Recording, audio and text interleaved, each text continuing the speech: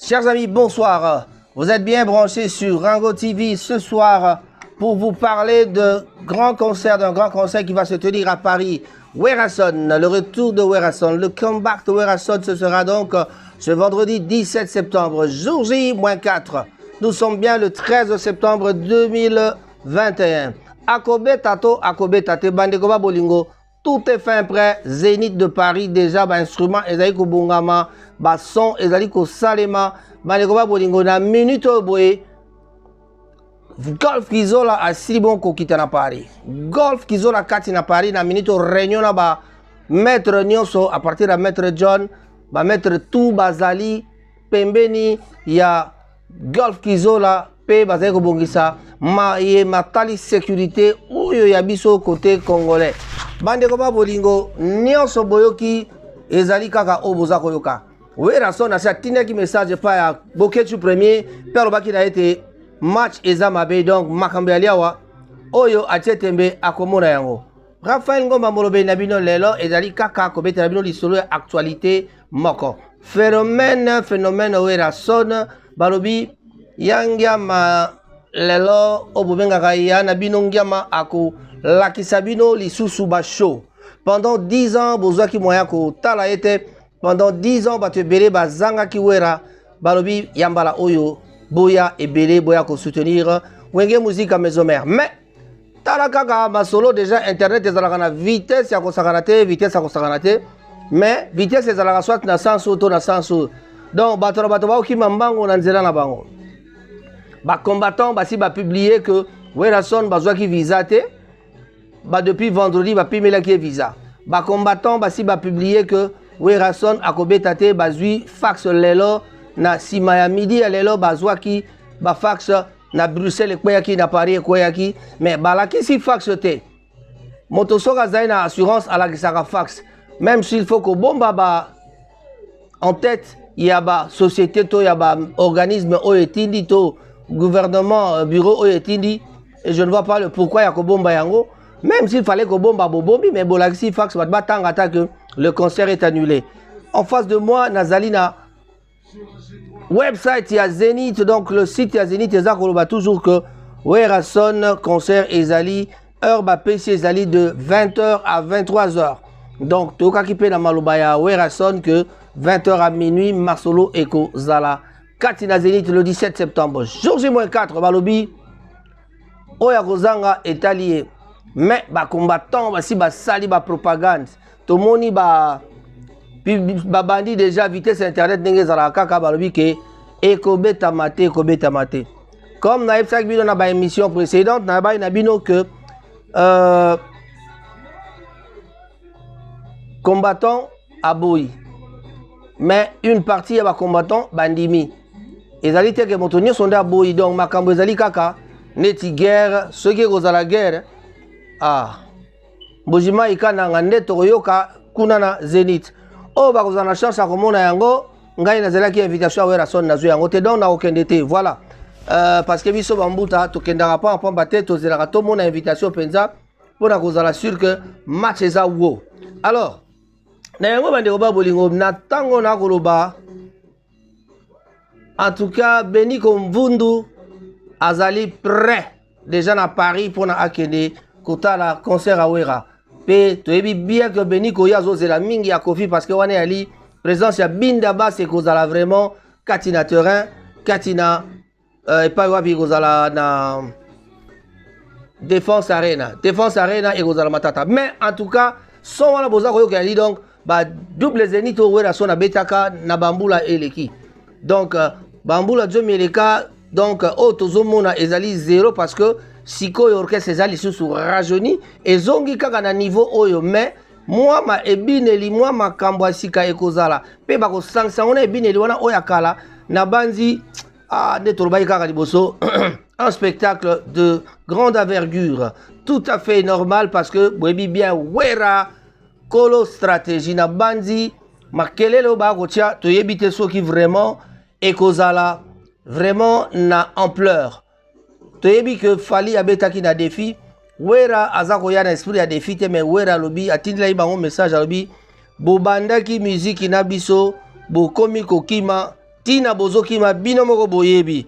Voilà, l'icône de la chanson de la RDC, donc Werason Ngiama signera donc son comeback na Zénith le 17 septembre, Zénith de Paris bien sûr, le 17 septembre 2021. À quelques jours de cette prestation scénique, les combattants de la RDC Congo, donc le grand, le petit, Boketu quoi, Boketu premier, s'est pointé en farouche opposant du roi de la forêt.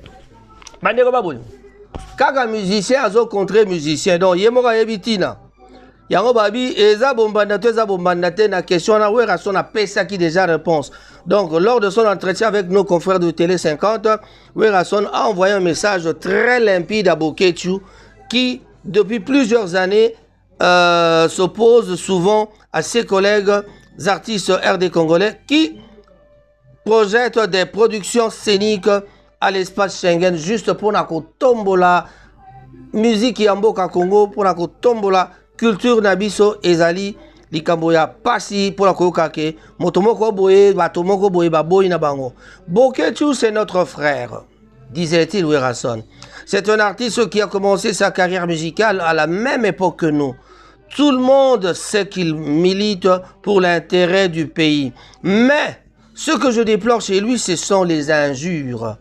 Je le dis souvent, je ne pourrai jamais répondre le mal par le mal, déclare-t-il. Donc, réponse, c'est que tu as par rapport à l'opposition na makambu ya musique de me. Et ça, minga pour la journée. Et donc, on a côté qui pas qui a entendu mais mutoyo. Et là, on a beau à répondre à pas parce que azo boya bisoto beta mais. Et là, on a beau à répondre à kaka ye mosane kofinga. Siko kofinga wana yango nde muto sala ke ba betate to kofinga wana ndenge balobaki bakomaki pe na ba autorité bazana vitesse à fusée ba mu basi balobi yango dans la minute si ba beli ba champagne total ba champagne wana soki eko kauka na mingongo to eko melama ya solo. En tout cas Zidane Fikula ne me dira pas le contraire. Pour la minute to ebi que bato bazali pembeni na golf kizola pour na koluka moyen nini bakoka kosala ba réunion pour kosala makamwana bande ko ba bolingo ya kolobeza mingi te ne bozoka kaka nini wana équipe wana ya kala wana eza kobeta wana équipe wana nyonso bakozala elongo ba musicien ya sika ba musicien ya kala au moins une cinquantaine de personnes bakoya na Werason pour na kokoka ko betela biso mindule katina Zénith de Paris. Zénith de Paris balobi meeting de pays Wera alobi nakobeta ba combattant balobi Zénith de Paris eko kpeyate Zénith de Paris eko beta. Et puis golf kizola tanga komi na Paris alobi mais oyo azali Macron nani yo Macron te. Yo nani o décidé na place ya Macron. Yo nani o décidé na place ya ba ministre ya culture. Mikando e signama ki déjà est-ce que boyebi yango même ata balobi ke ba ministre baso ki ba visa te apparemment ce n'est pas vrai ba monsieur baza na visa donc lobby déjà Nantango tozo ba monsieur bazana Katia Paris lobby le 14 c'est-à-dire Rosala jour J-3 les musiciens seront à Paris. To éviter école kandenge nini bako jouer ndenge nini stratégie nini Werason na yena yango tout le monde qui a joué ba chef coutumier ye Boketu lobby al parle qui lobby na ba asso ba lobby OK ko zola biso ba chef coutumier ba soulari ya pamba bato wana ba melaka ba masangana bo landa ba baza ba chef coutumier ya lokuta. Voilà, mais balobaki na bango nzoi furmi ekosala na bandi ya mbalo tokomona penda ke ba chef coutumier ya bandundu bazali bato ya kosakana na bango te. Tomonaki ba ngando banini so pe ba ngando ngo ekoti na avion et soko pe nini toyebi te. Une délégation de 50 personnes. Ma préparation no so basala kiti semaine passée. Elingi koloba nini? Tout le monde qui a préparation il y a dernière répétition tout le monde qui yango. Donc Elingi kolobaka ke match ezali wo. En tout cas, yo lo bien ko betate biso to lobi totala. Biso to ba observateur neutre to côté la kamutute mais to za ko annoncer événement. La presse vous dit totala événement koloba. Nabino Raphaël Ngoma Molobe Nabino Rango Bobo Sanate ko s'abonner na chaîne Nabiso. En tout cas nakopesa mbote na bana mboka bana Manchester ebele bavandi kati na biso. En tout cas présentement na préféré na bandana Zidane Fikula yende azai ko sal sabiso kati na ba réalisation ya ba émission oyo na bosanité ndeko na ngai Blaise Simbu Monta toujours na kobosana te la grande dame de Paris bambote na yo yango wana bandeko ba bolingo Chloé Vangu yo pe ba salutation na yango wana Alain Touya un grand bonjour à toi moi na Manchester balobi Midjo Barba Shop esika wapi ceux qui ont kata suki ongenga lokwa ngoma yaka epaya Midjo Barba Shop kasi tokokutana na Zénith de Paris Kalaté dans 4 jours jour J-4 lelo le 13 le 17 septembre na 20h porte kofungwama na 18h na 18h porte fungwami nde tomoni match ezali kobetama bandeko ba bolingo soki nalobi na bino te masoleza match ya mabe seke nalobi lokuta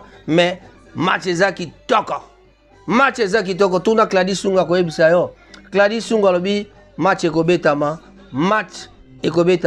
balobi ndule wera sona lobi oyo bomonaka na bambula wana yango te x2 x3 x4 donc x10 quoi pamba te ba rajeunir équipe bato ya kala bakoya kosangana ba répétition ya kitoko esalamaki na bino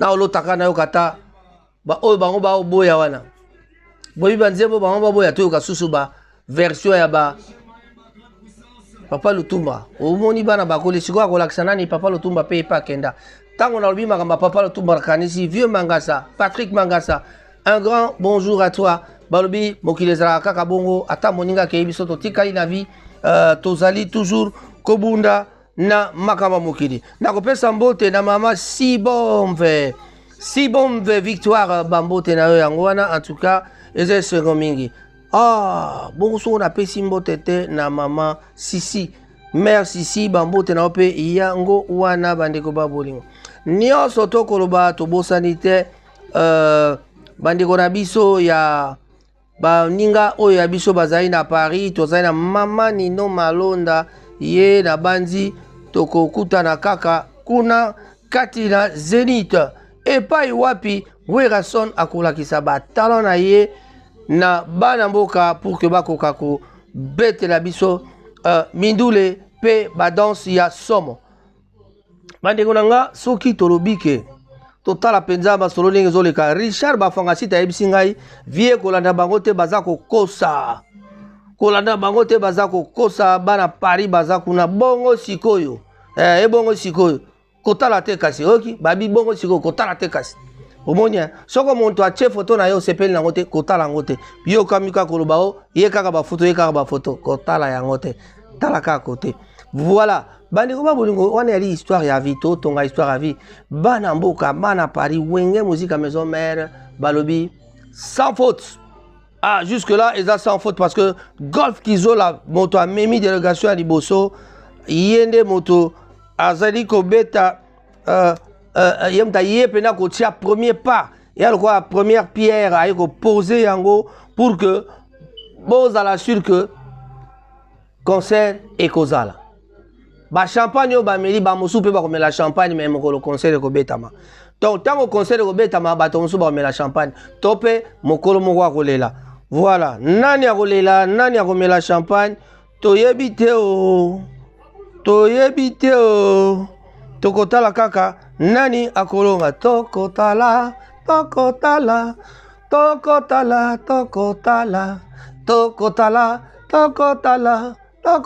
soki nani akolonga Werason bambote na bino baso en tout cas batutu bakanisaki ke Werason asila Werason azali ndenge bolobaki Werason asila totala kaka soki kosila ngo ezalaka ndeni ya kozala sila mais aza toujours na équipe ya bana oyo bakosala misala oyo ezalaka toujours eloko oyo elamusaka Wera boyebi ezalaka kaka équipe na ye donc avec son équipe il va vous montrer de quoi il est capable bandeko na ngai bana mboka soki totangi minute oyo epesamelaki biso tobandi bongo kopusana moke na suka ya émission na biso équipe ezali bongo toza na chance ya kotala pe komona bambili ya bel ba nyoka longo ba mama chala mwana tozali pe na chance ya komona ba jeune o babetaka na wenge kala ba Emile Elias peut-être Ferrego, là, aussi, il y a Fabregas, il y aura aussi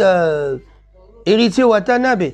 Donc, Batouana Nyoso Tokomona Bango Lisusu, Ndenge Tozalaka ko linga Werason Natawana, Ndenge Tokomona Yango Lisusu. Bandeko Bolingo, le concert de Werason est placé sous le signe de réconciliation selon Werason. S'il faut dire la vérité, c'est un concert d'unité et de réconciliation entre la diaspora et les artistes musiciens. Donc ça fait donc 10 ans qu'on ne livre pas de concert sur l'espace Schengen à cause de ces problèmes politiques. Je me suis dit qu'il faut inviter mes confrères congolais. Je leur avais dit que c'est pour l'intérêt du pays parce que quand nous allons rester dans cette salle, les gens sauront que c'est un Congolais. Les gens sauront que c'est Werason qui joue. Le retour du roi au Zénith est effectif. Events rdc.com,